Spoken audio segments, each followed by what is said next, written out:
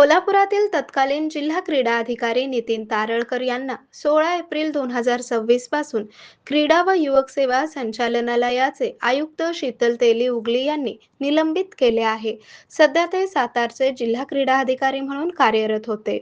सोलापुरात ते जिल्हा क्रीडा अधिकारी असताना 2021-22 या वर्षात नाविन्यपूर्ण योजनेअंतर्गत लाभार्थी संस्थेचे प्रस्ताव नसताना अनुदान मंजुरीची शिफारस करणे तसेच मंजुरीपूर्व प्रत्यक्ष संस्था अथवा जागेची पाहणी न करता कुस्ती व कबड्डी मॅट करिता 4,04,50,000 रुपये मंजूर करून सदर कामाचे कार्यादेश मे झेनिट स्पोर्ट्स वाई सातारा यांना देण्यात आले आहेत. तसेच साहित्याचा पुरवठा झाला की नाही याची खातरजमा न करताच संबंधित संस्थेत 94,51,920 रुपये इतके देयक अदा केले असल्याचा ठपका त्यांच्यावर ठेवण्यात आला आहे. आरोग्य म्हणजे केवळ औषध नाही, तर निसर्गाच्या योग्य उपचारांनी मिळणारी खरी आरामदायक अनुभूती. सोलापूरमध्ये निसर्गोपचाराचं विश्वासाचं नाव लिमये निसर्गोपचार केंद्र.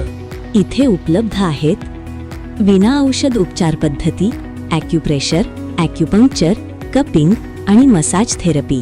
सर्व प्रकारच्या आजारांवर निसर्गाच्या माध्यमातून